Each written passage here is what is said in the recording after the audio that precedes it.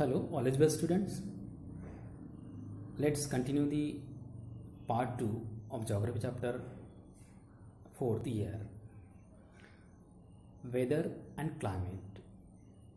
So there is the thin line between weather and climate, where weather is an hour-to-hour or day-to-day condition of the atmosphere, and climate is an average weather condition of a place for a longer period of time is called climate of a place.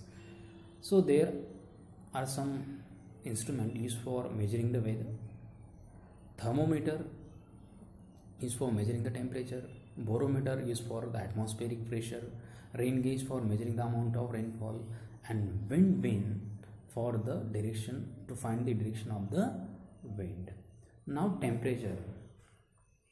Students, what is temperature? The degree of hotness and coldness of the air is known as temperature. The temperature we feel every day is the temperature of the atmosphere. We feel hot, sometimes we feel hot here, sometimes cold, sometimes breezier, sometimes humid. So that is what we feel. It's called the temperature of the atmosphere. The temperature of the atmosphere changes between day and night and season to season also. Like summers are hotter than winters. Then insolation.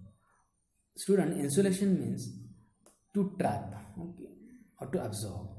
The insolation is the incoming solar energy intercepted by the earth, means trapped by the earth.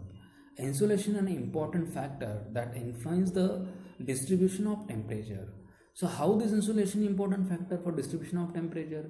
See, if we take the example of village and city, in city areas the roads are made up of concrete and metals, then tar also.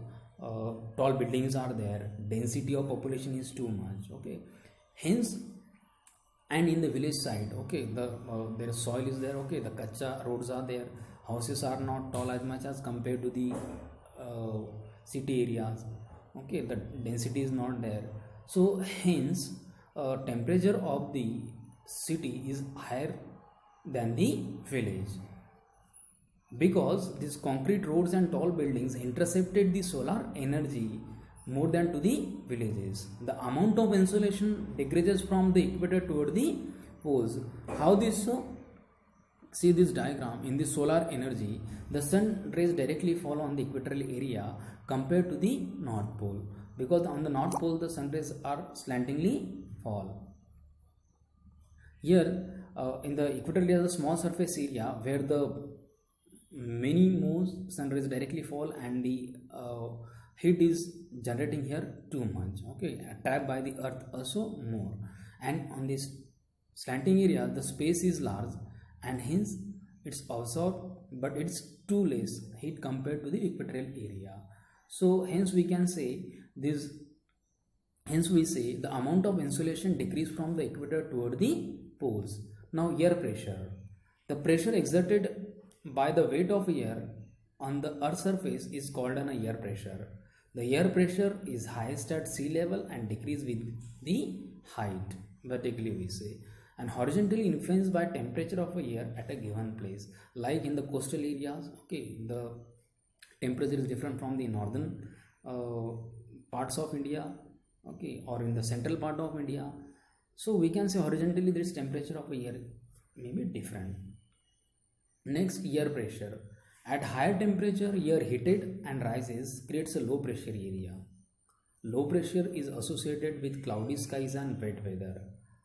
So students, almost you observed this many times while we boil the water, okay. So at the boiling water, the bubbles came up. What is that? That is the heat air, okay, which comes up, and the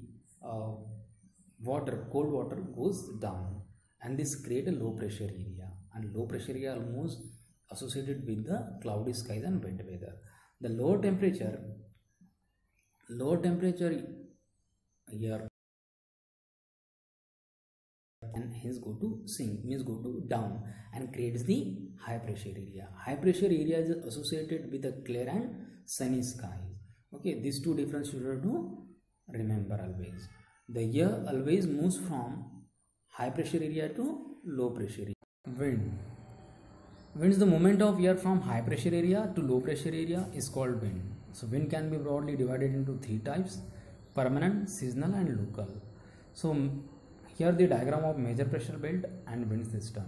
Students, here are the arrows are shown. Okay, the winds which blown from east to west is known as easterly winds, and the winds which blown from west to east is known as westerly wind. So you can draw this major pressure belt diagram. Then types of winds. So there are three types: permanent winds, seasonal winds and local winds. The trade winds, westerlies and easterlies, known as permanent winds. These winds blow constantly throughout a year in a particular direction. Seasonal winds. These winds change their direction in a different seasons. Example, monsoon winds in India. Then local winds. These blow only during a particular period of a day or a year in a small area. For example, land and sea breeze. The hot and dry local winds of the northern plains of India is called Loo. Madhya Pradesh, Bihar and Rajasthan. Okay, so the Loo mostly found there in the month of April, May. Okay, then moisture. Moisture in the air at any time is known as humidity. When the air is full of water vapor, we call it a humid day. Moisture present in a water form, whereas the humidity present in a gaseous form. As the air gets warmer, its capacity to hold the water vapor increase, and so it becomes more and more humid. Precipitation. What is precipitation? That comes down to the earth in the liquid form is called rain.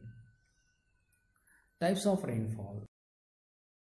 There are three types of rainfalls on the basis of mechanism. First, cyclonic rainfall. The relief rainfall, also known as orographic rainfall. Students, in the conventional rainfall, the warm air goes up, okay, and goes up from the clouds, and condense will come into contact with the cold air and precipitation found there. The rain falls on the same area. Whereas the relief or orographic rainfall, when the moist air goes up and up, okay, and condense it on a topmost area, and then rainfall happens there in a frontal area, okay, of the hill. That is called relief rainfall. In the relief rainfall, the another part where there is no rainfall, that's called the shadow area. Or third, cyclonic rainfall. When the warm air pushes the cold air to the other side, and once it's condensed and fall the rain, that is called a cyclonic rainfall. It's very heavy and devastating. Students, these are some new things which maybe you know or might maybe not. So wind is named after the direction from which it blows. The wind blowing from the west is called the westerlies. The wind is blowing from the east is called easterlies. When air is heated, it goes up, and cold air is denser, it goes down or sink. And this hot air, this cold air, try to fill the area wherever it get the place. On the moon, there is no air pressure.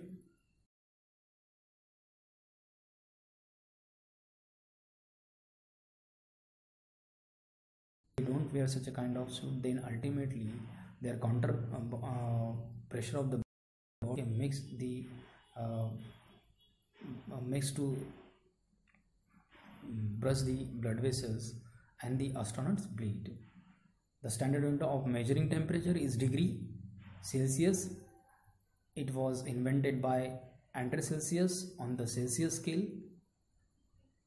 The water freezes at 0 Celsius and boils at 100 degree Celsius. Other form of precipitation are snow, steel and hail. Carbon dioxide released in the atmosphere creates a greenhouse effects by trapping the heat radiation from the earth. It is therefore called a greenhouse gas, and without it the earth would have been too cold to live in. However, when its level in the atmosphere increases due to the factory or the fossil fuels, okay, and then it's create the global warming, and this global warming raises in temperature and causes the melt to a snow, then increase the sea water level, and ultimately the flood in the coastal areas, and that is very dangerous for the human being. Okay, so thank you students, I think so you understood this chapter very well. Thank you so much.